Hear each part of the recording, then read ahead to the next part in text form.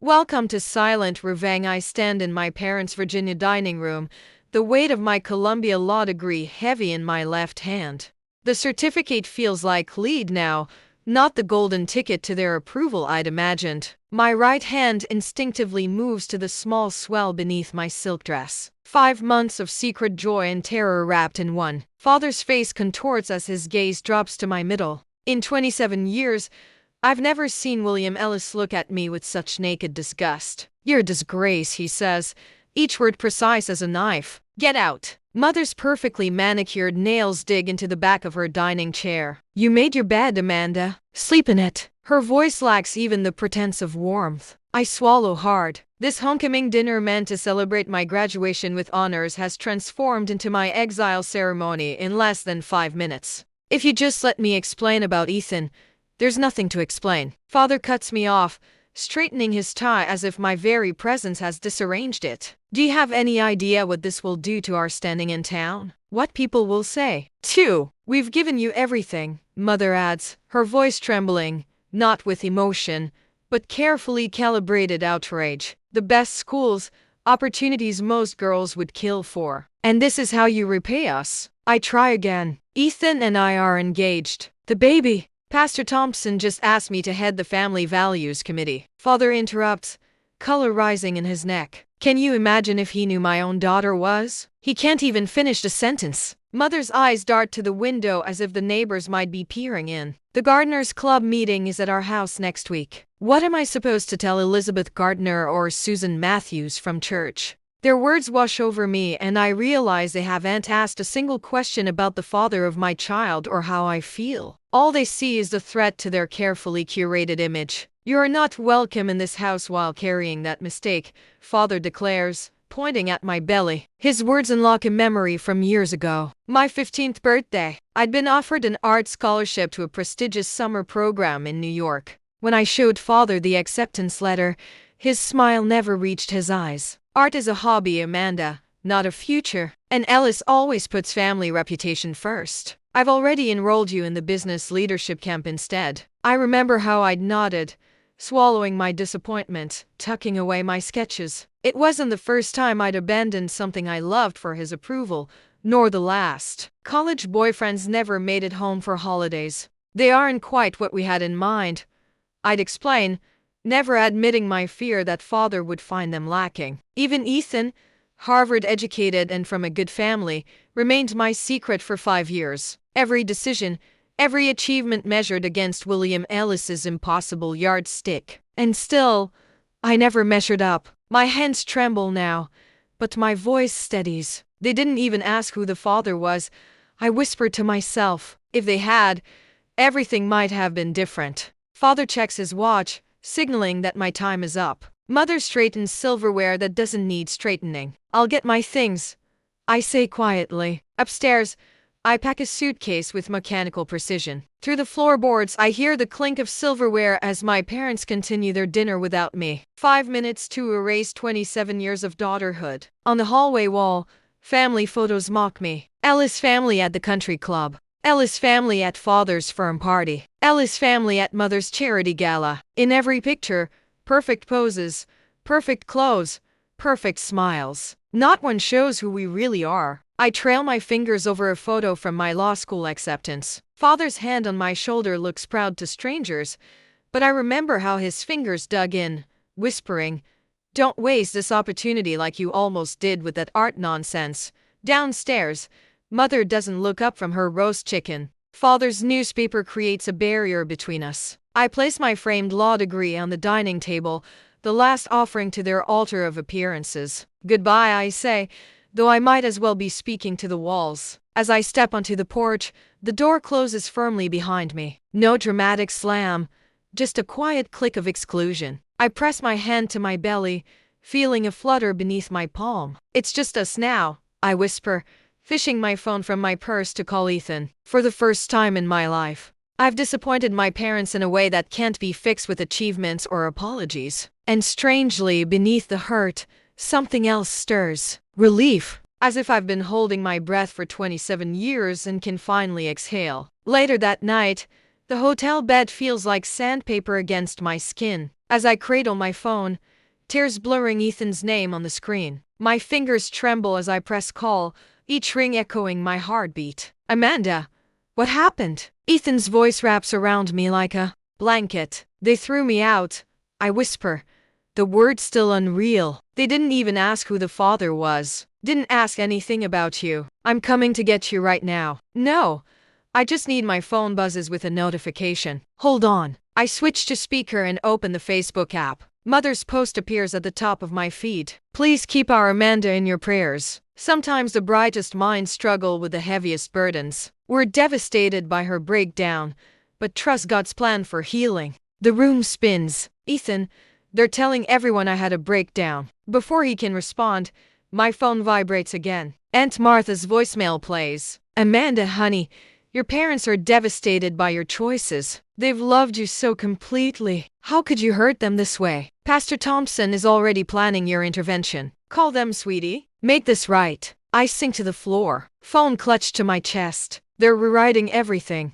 I tell Ethan, my voice hollow, creating their own version where I'm mentally unstable instead of pregnant and engaged. There's more, he says, his voice tight. Dad just got a call from a friend at Wellington and Pierce. Your father contacted the senior partners about we're considering your job offer. Something about family concerns regarding your stability. The air leaves my lungs. William Ellis, who built his reputation in Virginia business circles over 30 years, is using those connections to destroy my future before it begins. He's trying to make me desperate, I say, surprising myself with how calm I sound. If I can't work, I'll need their money. Mother's using the social pressure. He's using financial leverage. Amanda, listen to me. We aren't playing their game. My father wants to speak with you. The phone rustles and Charles Caldwell's deep voice fills the line. Amanda, you're family now. Do you understand? We protect our family. Something shifts inside me like tectonic plates realigning. I stand,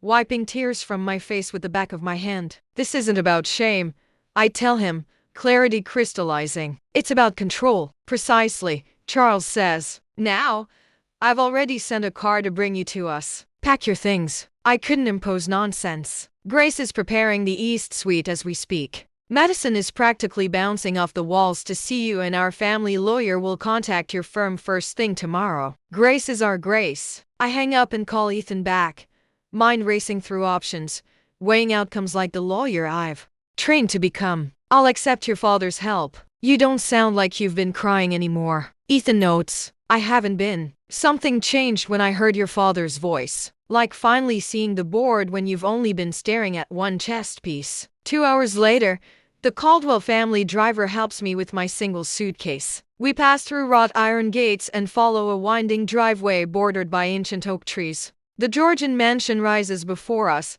14 bedrooms behind stately columns, windows glowing gold against the evening sky. On the wide front steps stands Charles Caldwell, silver-haired and straight-backed. He opens my door himself, bypassing the driver. Welcome home, sweetheart, he says, helping me out with a gentleness my own father never showed. Grace appears in the doorway, her face warm with genuine concern. The suite is ready whenever you'd like to rest. No rush at all.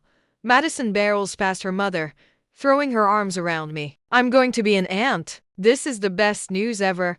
Their welcome washes over me in waves. Each kind word, each touch on my arm, a stark contrast to the icy rejection hours before. Yet beneath the gratitude, an emptiness expands. These people, practically strangers, despite my 5-year relationship with their son, offer what my own blood could not, unconditional acceptance. In the grand foyer, Ethan waits, hands behind his back. He drops to one knee as I approach, revealing an emerald ring glinting in an antique gold setting. My grandmother's, he explains. Dad had it sized for you last month when I told him our plans. The ring slides perfectly onto my finger. Another piece of evidence that the Caldwells prepared to welcome me while my own parents prepared to cast me out. Later, in the guest suite, larger than my childhood bedroom, I stand at the window overlooking manicured gardens silvered by moonlight. The hollow victory tastes bittersweet, finding home with strangers instead of those who raised me. My phone buzzes with another of Mother's social media proclamations. William and I thank you for the outpouring of support during this difficult time. Family is everything. We pray Amanda returns to us soon.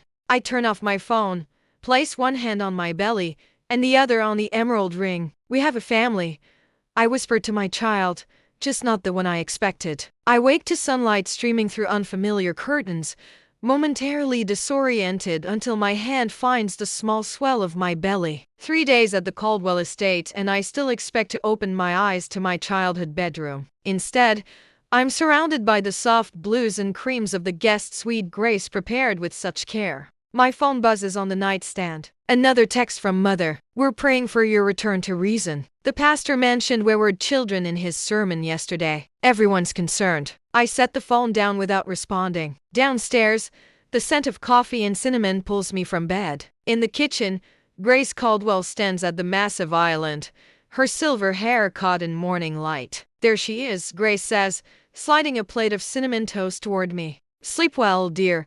Before I can answer, my phone lights up with a call from Father. Fourth one this morning. I silence it, but not before Grace notices. They found out where you are, I explained, the toast suddenly drying in my mouth. Grace covers my hand with hers. Let them know this isn't a secret to be ashamed of. Her eyes, so like Ethan's, crinkle at the corners. You're carrying our grandchild too. Something in her matter-of-fact acceptance breaks through my carefully constructed walls. They're telling everyone I had a breakdown. I confess. Mother called the garden club yesterday. Made a scene about losing her daughter and someone's been calling the firm. Anonymous concerns about my character issues. Grace's expression hardens. William always did prefer manipulation to honest conversation. How do you know my father? Charles and William have crossed paths for years. Our companies have occasional dealings. She refills my tea. Your father threatened one of our project managers yesterday. Said his job would be in jeopardy if he didn't share your new address. The familiar knot forms in my stomach, but something else rises alongside it. Anger sharp and clarifying. I need to document everything. I say lawyer brain engaging despite my personal turmoil. Every call, text, every attempt to interfere with my job. Grace's approval warms me more than the tea. Smart girl. Protect yourself first. Later that morning, I sat cross-legged on the window seat, creating a detailed timeline on my laptop. Each manipulative text message, each missed call, each report from Charles about Father's interference, all cataloged with dates, times, and potential witnesses. 5 years of law school find purpose beyond making William Ellis proud. Charles finds me there, still working when he returns from the office early. Amanda, he says, knocking softly on the doorframe. We have company. The hollow feeling in my stomach tells me who it is before he says another word. In the grand four, my parents stand like foreign dignitaries on hostile soil. Mother's cream suit bears not a wrinkle. Father's posture is bored straight as ever. Their eyes sweep over the soaring ceiling. The hand-carved staircase. The generations of Caldwell portraits with undisguised calculation. Amanda! Mother steps forward, arms outstretched as if for an embrace she knows I won't give. We've been so worried. Father doesn't bother with pretense. What exactly do you think you're doing here? His voice carries the same authoritative tone that once sent me scrambling to earn his approval. William Charles Caldwell's voice lacks Father's sharp edge, but carries a quiet authority that makes everyone turn. Elizabeth, I wasn't aware we'd scheduled a meeting today. Father's jaw tightens. This is a family matter, Charles. Indeed. It is, Charles replies, moving to stand beside me. Grace appears at my other side, her shoulder touching mine, which is precisely why we're involved. You've turned our daughter against us, Mother accuses, her voice pitched perfectly to convey maternal concern. I find my voice steady and clear. You rejected me. They welcomed me. Father's eyes narrow. This rebellious phase has gone on long enough. You're coming home where we can discuss the situation privately. There's nothing to discuss, I say. You made your position clear when you threw me out. We were shocked. Mother counters, eyes darting to Charles and Grace as if they're the real audience. You can't expect parents to absorb such news without reaction. Grace, you didn't even ask who the father was. I point out 5 months pregnant and you never once asked about the baby's father. A flicker of uncertainty crosses Mother's face, but Father plows ahead. And now we find you've entangled yourself with the Caldwells. How convenient. Charles steps forward. Amanda is under our protection now, William. As our future daughter-in-law and the mother of our grandchild, she has our full support. Father's confidence wavers for the first time. Future daughter-in-law. Yes, Ethan says, appearing in the doorway. He crosses to me, his hand finding mine. We're getting married. Something I would have told you had you given Amanda the chance to explain. Mother's perfect facade cracks slightly. Ethan Caldwell, but she never mentioned. Would it have mattered? I ask. Would knowing the father is Caldwell have changed your reaction? The telling silence that follows answers my question more clearly than words ever could. Father recovers quickly, shifting tactics. Charles, we should discuss this reasonably. Our companies have mutual interests that could be affected by this situation. Charles's smile never reaches his eyes. Your employment relationships with Caldwell Energy remain secure, William. Your interference in my family, however,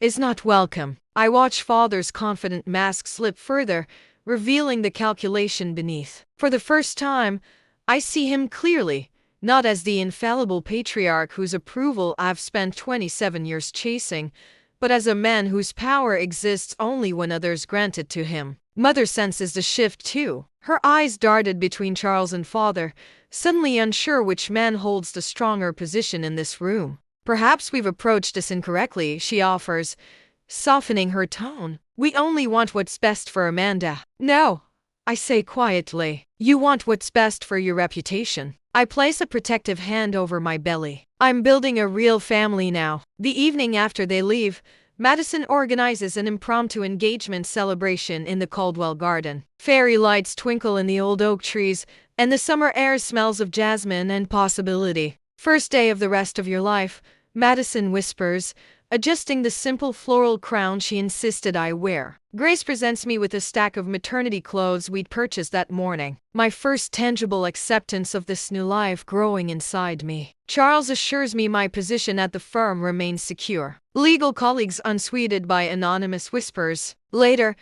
I added today's confrontation to my documentation file. Every message, every threat, every manipulation, all preserved in the cloud where they can't be erased. Ethan watches from the doorway. The wedding planner called, he says. Small ceremony, just as you wanted. I nod, saving the file. The sooner the better. 3 days later, a soft knock at the door interrupts us. Charles appears, his expression grave. Pastor Thompson is in the living room, he says. With your parents? My stomach tightens. An intervention. Charles nods. They're requesting you join them. Grace appears behind him, her finger hovering near the security button by the door. Say the word and I'll have them removed. But something has shifted inside me. The documentation, the Caldwell's unwavering support, the clarity that comes from seeing my parents' manipulation laid bare, it all crystallizes into a new kind of strength. No, I say, rising. I'll speak with them. As we descend the stairs,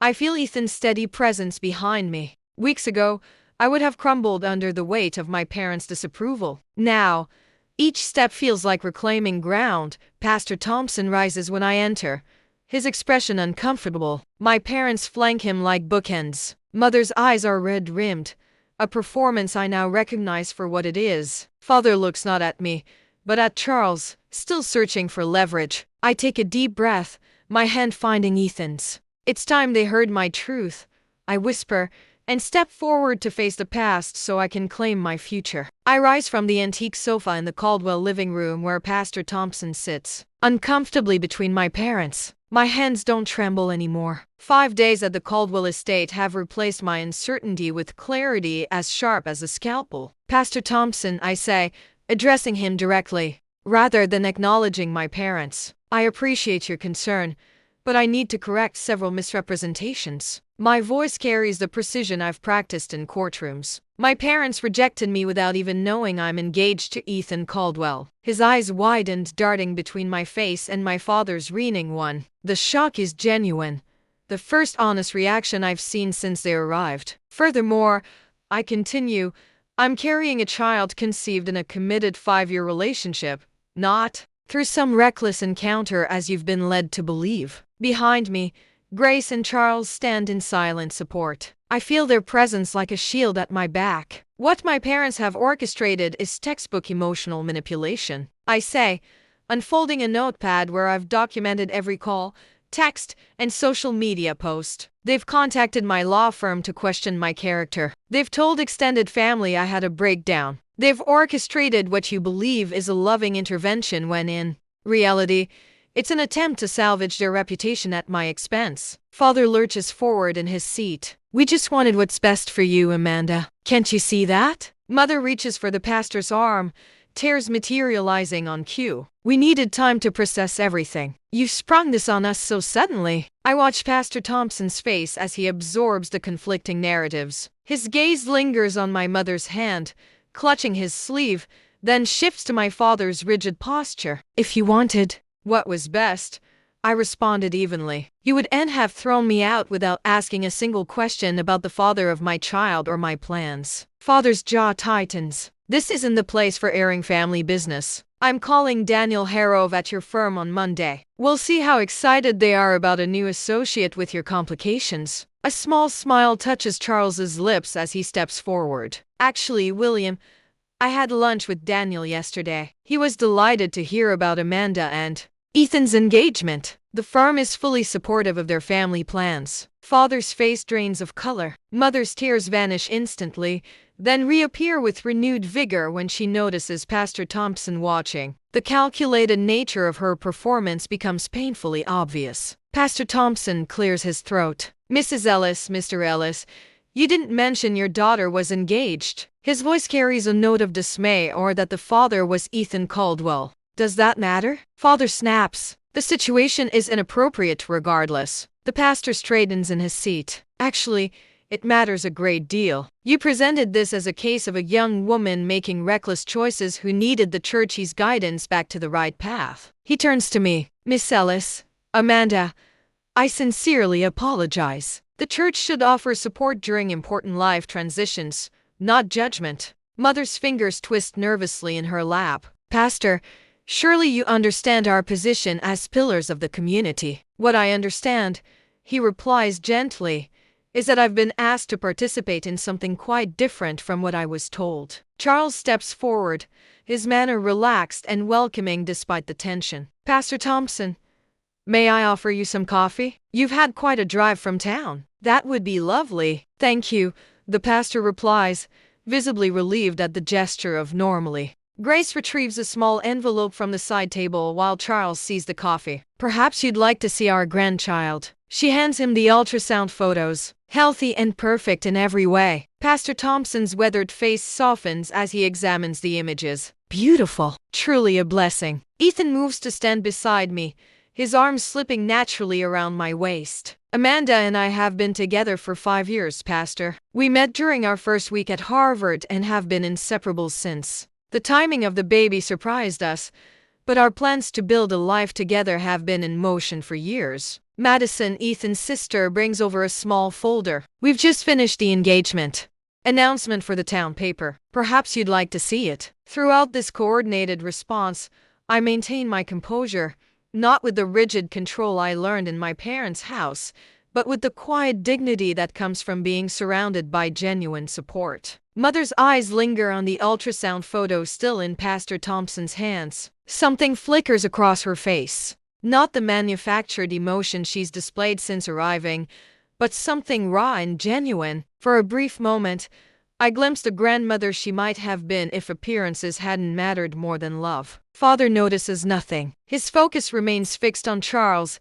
calculating power dynamics and finding himself outmatched. William, mother whispers, touching his arm. Maybe we should listen. His head jerks toward her, betrayal flashing in his eyes. There's nothing to listen to. We're leaving. But mother doesn't move. Her gaze returns to the ultrasound photo. Is it a boy or a girl? She asks softly. Father stands abruptly. Elizabeth? She flinches but remains seated. Just a moment, William. It's the first time I've ever seen her contradict him, however mildly. The first crack in their united front. Father looks down at her with cold disbelief, then turns and walks out alone. The front door closes with a decisive click. Mother sits motionless, caught between the husband she's always followed and the grandchild she clearly wants to know. Pastor Thompson hands the ultrasound photo back to Grace with a nod of thanks. Perhaps, he says gently, This is a time for building bridges rather than walls. I watch my mother's face as she realizes the narrative she and father crafted has crumbled.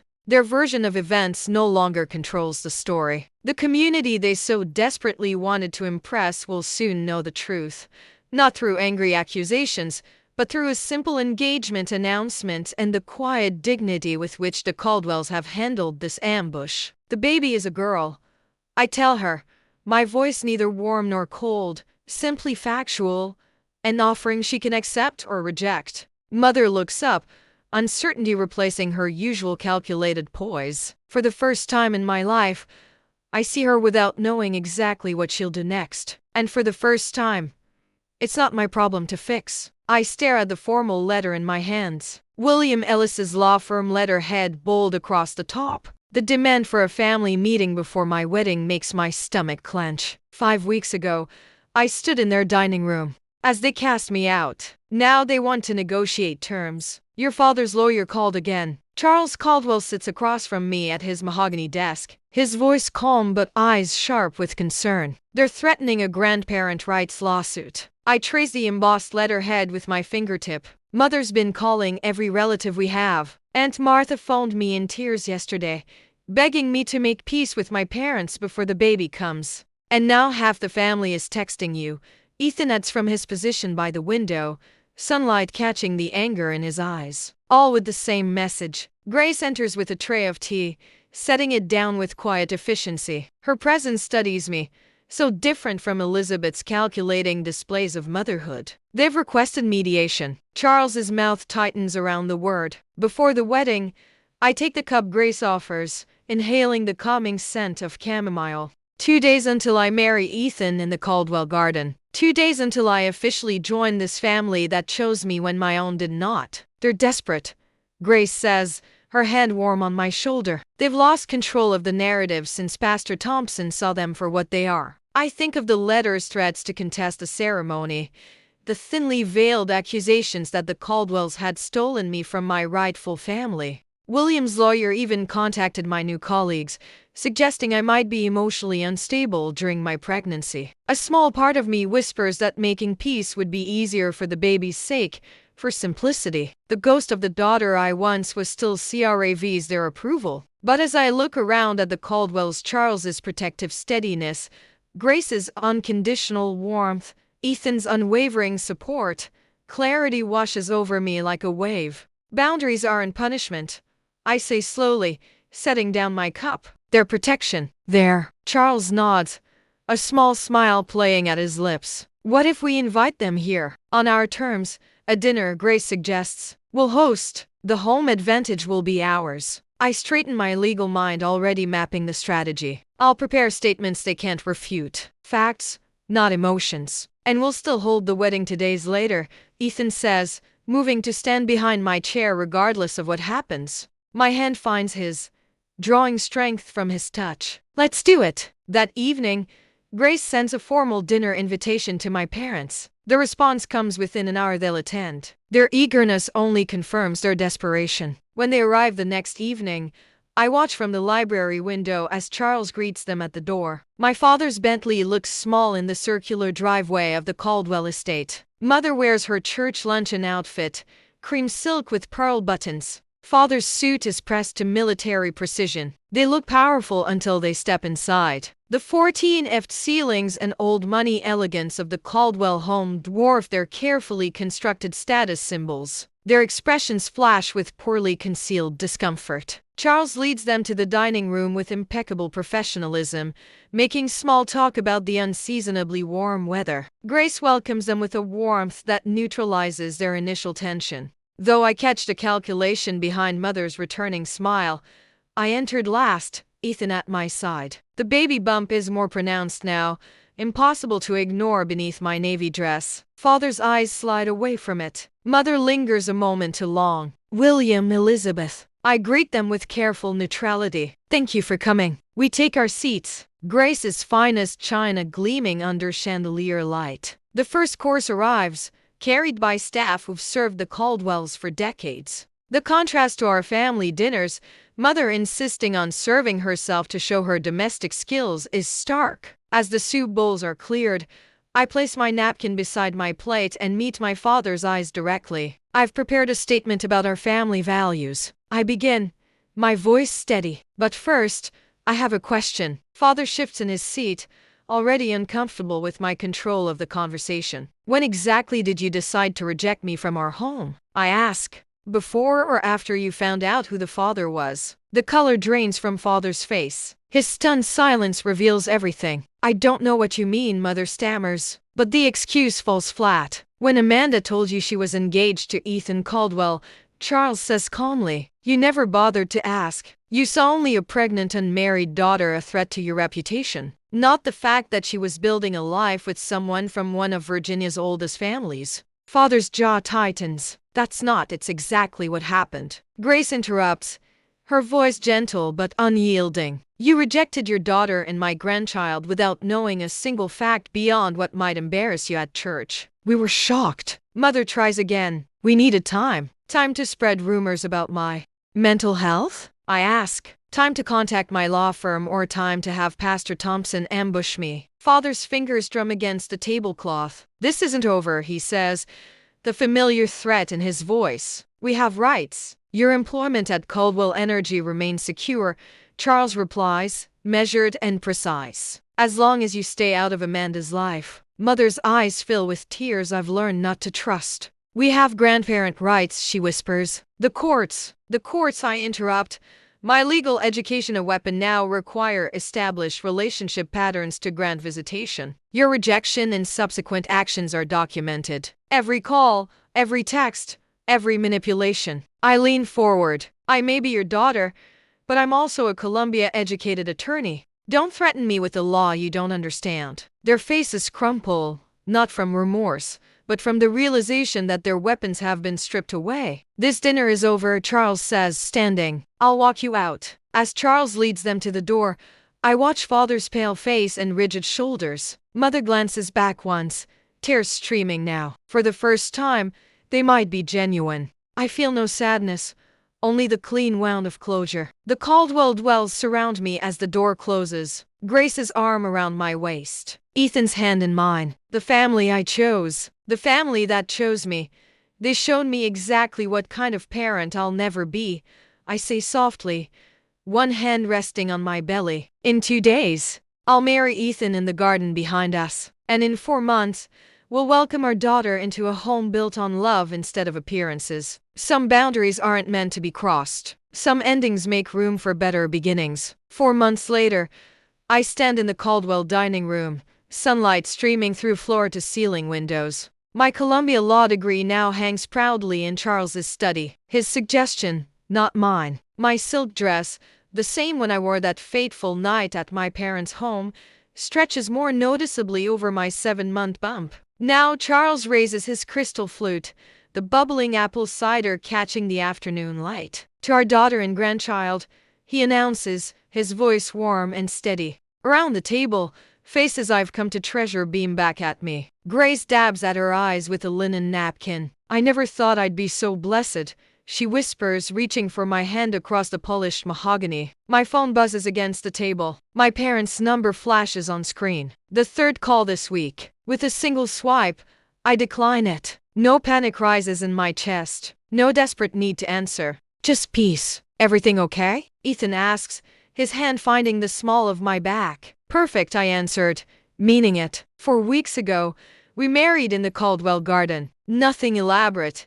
Just roses climbing white trellises, a string quartet playing Bach, and 40 guests who genuinely celebrated our union. My ivory dress showed my belly proudly. Ethan's eyes never left mine as we spoke our vows. Under Virginia's sky. Later that night, I wrote in my journal, love doesn't require earning. 4 words that took 27 years to learn. My law career began with surprising confidence. No shadow of parental expectation follows me into client meetings or court appearances. Instead, I carry the steady assurance that comes from building a family based on mutual respect rather than obligation. The nursery takes shape under Grace's gentle guidance. Buttery yellow walls that catch the morning light. A rocking chair by the window. She never pushes, never presumes. just offers her thoughts as suggestions I'm free to accept or decline. My mother would have rearranged everything without asking. I told Dr. Winters during therapy last week. Our monthly sessions have become a refuge where family trauma transforms into understanding. And how does Grace's approach make you feel? She asked. Like I matter. I answered simply. The baby shower brought unexpected tears. Seeing Meline from the firm, my college roommate Sarah, Ethan's sister Madison, all gathering around me, chosen family replacing toxic connections. Yesterday, a junior associate peeked into my office, her hands twisting nervously. My father wants me to switch to corporate law, she confessed. He says family law isn't prestigious enough. I gestured to the chair across from my desk. Family is who stands beside you when it's hardest, I told her, sharing my story not as a victim, but as a survivor. Her eyes widened with recognition. Now standing on the Caldwell estate porch at sunset, I watch Ethan cradle our sleeping daughter. Born 3 days ago, Lily Grace Caldwell entered the world with a powerful cry and 10 perfect fingers that wrapped instantly around my heart. There's a letter, Ethan says quietly, nodding toward the side table. My mother's handwriting crosses the cream envelope. I open it carefully, reading Elizabeth's request for reconciliation, for a chance to meet her granddaughter. My response feels neither angry nor bitter, just clear. When you're ready to meet your granddaughter as she is, not as a continuation of our family name, not as a secret to be hidden, but as the beautiful gift she is, we'll be here. The Virginia countryside stretches before us, hills rolling toward the horizon as the sun paints everything in amber and gold. Through the window behind us, I glimpse Charles and Grace watching, their faces full of quiet joy. They showed me what family isn't. I whispered to Ethan. The Caldwell showed me what a family should be. Blood doesn't make family. Love does. He kisses my forehead. Our daughter's sleeping peacefully between us. Love without conditions, he adds. I nod, finally understanding what I could never earn but was always worthy of receiving. Because sometimes silence isn't weakness, it's justice wrapped in grace. Silent revenge.